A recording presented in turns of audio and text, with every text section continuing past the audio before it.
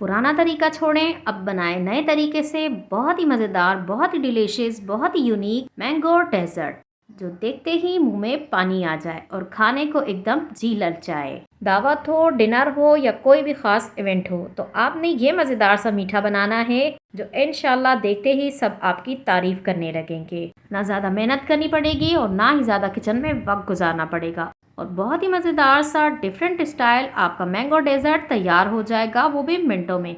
तो मेरे कहने पर आपने एक बार तो ज़रूर बनाना है। इंशाल्लाह सभी को बहुत पसंद आने वाली रेसिपी है और सभी आपकी तारीफ़ किए बगैर नहीं रह पाएंगे। तो चलिए बिना टाइम ज़ाया किए मज़ेदार सी रेसिपी हम बनाना स्टार्ट करते हैं। बस आपने वीडियो को फुल वॉच करना है। थोड़ी भी पसंद आए तो लाइक करें, देसी शेफ़ को सब्सक्राइब करें। अस्सलामुअलैकुम। शुरू अल्लाह के नाम से जो बड़ा मेहरबान और निहायत रहम करने वाला है। सबसे पहले हमने जेली तैयार करनी है ताकि जल्दी से हमारी जेली सेट हो जाए।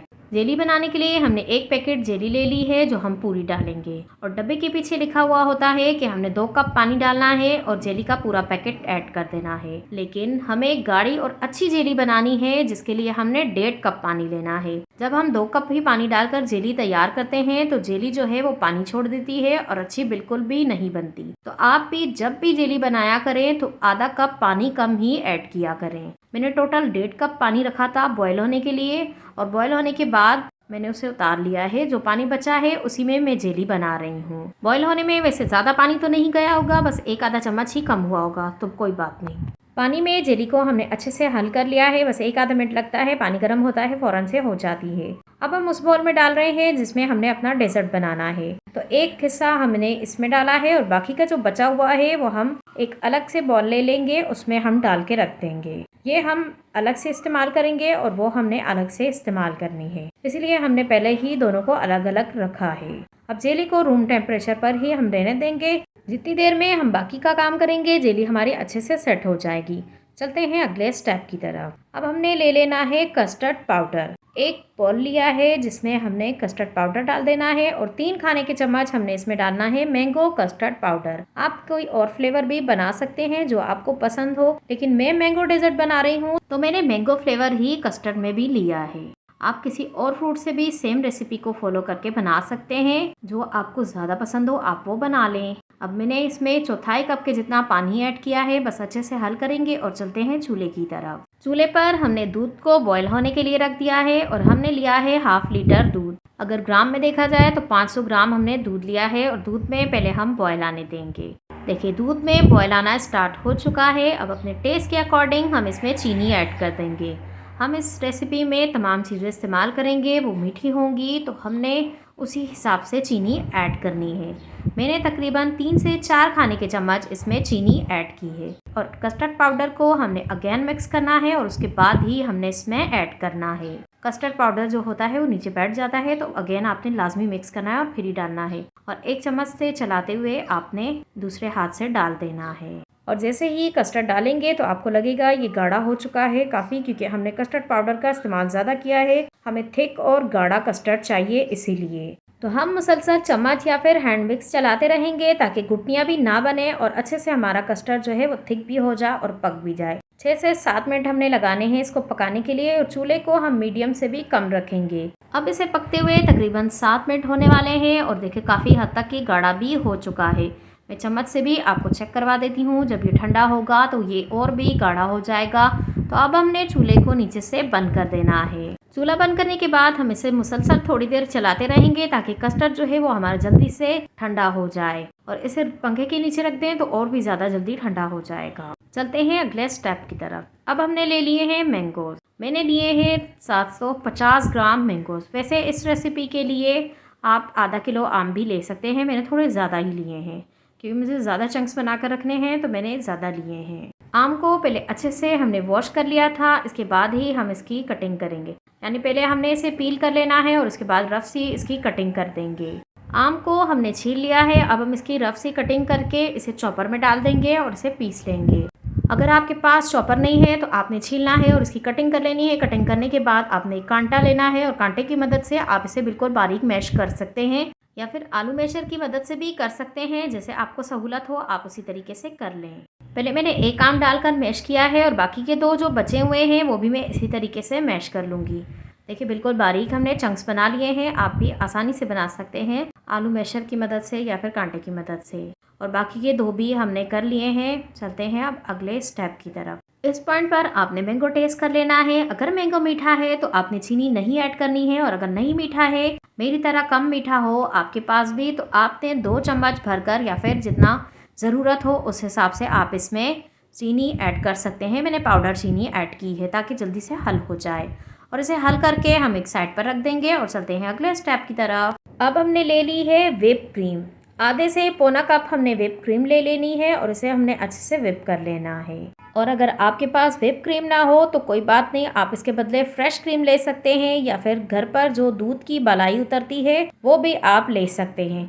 बस आपने उसे भी अच्छे से व्हिप कर लेना है और पाउडर शुगर डाल देनी है उसके अंदर, तो वो मीठी भी हो जाएगी। और व्हिप क्रीम तो ऑलरेडी मीठी होती है, इसलिए मैं चीनी नहीं ऐड कर रही हूँ।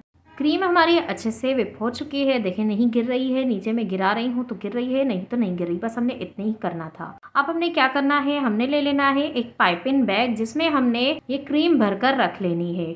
इससे हमें काम करने में आसानी होगी, नहीं तो आप चम्मच की मदद से भी डाल सकते हैं। क्रीम भी हमारी तैयार हो चुकी है। अब हम चलते हैं अगले स्टेप की तरफ। और हमने ले लिया है 1 अदद केक। वैसे तो मुझे गोल केक चाहिए था, लेकिन मुझे वो नहीं मिल सका, तो मैंने ये वाला ले लिया है। कोई बात नहीं, हम इसी से काम चला लेंगे। और मेरे पास इतना टाइम नहीं था कि मैं केक को खुद ही बेक कर लेती, इसीलिए मैं इसी से काम चला लूँगी। आपको भी अगर गोल वाला केक ना मिले या फिर टाइम ना हो तो आप भी मेरी तरह जुगाड़ कर लीजिएगा। बहुत ही आसानी से काम हो जाता है बिना मेहनत के। और केक को एक बराबर साइज़ में मैंने कट कर लिया है। जितनी देर में हमने तमाम काम किया है, जेली हमारी अच्छे से सेट हो चुकी है। और हाथ की मदद से मैंने इसे थोड़ा हिला भी दिया है ताकि जब हम इसे बाहर निकालें तो आसानी से निकल जाए। जेली के ऊपर हमने सबसे पहले कस्टर्ड डालना है। और कस्टर्ड हमने तकरीबन 1.5 से 2 इंच की जितनी मोटी लेयर लगानी है और चारों तरफ अच्छे से फैला देना है। इसके बाद हम इसके ऊपर क्रीम डाल देंगे जिसे हमने पाइपिंग बैग में डाला था, ताकि हम आसानी से अपना काम कर सकें। और चारों तरफ अच्छे से इसे भी फैला देंगे। स्पैचुला की मदद से हमने इसे अच्छे से फैला देना है। वैसे तो नज़र नहीं आएगी, ऊपर चीज़ें आ जाएंगी, लेकिन कोई बात नहीं, अच्छे से फैला दें खूबसूरत लगने के लिए। और ऊपर ड्राई कोकोनट डाल दें, अगर पसंद हो तो डाल दें, नहीं तो आप स्किप भी कर सकते हैं। और इसके बाद हमने इसके ऊपर डालना है मैंगो। ये भी हमने तकरीबन 1.5-2 इंच के जितना मोटा डालना है। मैंगो को आपने एंड में ही डालना है केक डालने से पहले, क्योंकि मैंगो जो है उसमें पानी होगा, काफ़ी जूस होगा, तो वो आपके डेज़र्ट को ख़राब कर देगा। इसीलिए आपने मैंगो को ज़रूरी है एंड में ही डालना है, ताकि केक जो है वो मैंगो का जूस सारा अपने अंदर ऑब्जॉर्ब कर ले। और देखिए पूरी जगह हमने केक से फिल कर दी है, बिल्कुल भी खाली नहीं छोड़ी है। केक से हमने तमाम जगह फिल की है। वैसे देखने में तो इस टाइम पर अच्छा नहीं लग रहा, लेकिन जब हम इसे उलट देंगे तो ये बहुत ही खूबसूरत लगता है देखने में भी। अगर आपके पास गोल केक हो तो गोल रखेंगे तो वो तो वैसे भी खूबसूरत ही लगेगा देखने में भी। और बाकी का जो बचा हुआ केक था उसे हमने छोटे चंक्स में कट कर लिया है। और जेली भी हमारी अच्छे से सेट है, इसे भी हम छोटे चंक्स में कट कर लेंगे।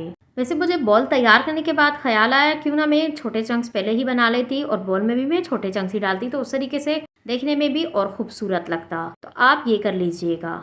पहले हमने बॉल में बनाया है, अब हम ग्लास में बना रहे हैं। जो तरीका आपको आसान लगे वो आप कर सकते हैं। ग्लास में आप पहले जो चीज़ डालना चाहें वो आप डाल सकते हैं। मैंने पहले केक डाला है और उसके ऊपर मैंगो डाला है, उसके बाद क्रीम लगा रही हूँ। क्रीम को भी अच्छे से हमने चारों तरफ फैलाना है।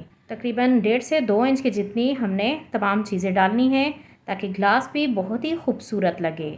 ऊपर ढेर सारी जेली डाल दें और जेली डालने के बाद हमने कस्टर्ड डाल देना है। मैं गारंटी से कह सकती हूँ अगर आपने ये दावत के लिए बनाया तो आपकी तारीफ़ किए बगैर कोई नहीं जाएगा। ये इतने मज़ेदार बनता है कि दिल करता है खाते ही जाओ, हाथ रोकना मुश्किल हो जाता है। एंड में फिर से क्रीम लगानी है और क्रीम लगाने के बाद ऊपर गार्निश कर दें, ताकि ग्लास आपका और भी खूबसूरत लगे। मैंने जेली और पिस्ता से गार्निश किया है, आप इसके बदले कोई और चीज़ भी गार्निशिंग के लिए डाल सकते हैं। ये मज़ेदार सा मैंगो डेजर्ट जब तक ठंडा ना हो खाने का बिल्कुल भी मज़ा नहीं आता, तो मैंने ओवरनाइट के लिए इन दोनों को फ्रिज में रख दिया था। अब हमने इसे बॉल से निकालना है, जिसके लिए हम इसके ऊपर उल्टी प्लेट रखेंगे और बॉल को हमने सीधा कर देना है। सीधा करके हम ऊपर से थोड़ा सा इसे थपकाएंगे, ताकि जो है हमारा मीठा आराम से बाहर आ सके। बॉल को थोड़ा सा राउंड घुमाएं, इस तरीके से आराम से निकलेगा। अगर फिर भी नहीं निकल रहा हो तो आपने इसे सीधा करना है और नाइफ की मदद से साइड पर थोड़ा सा घुमाना है, इस तरीके से निकल आएगा।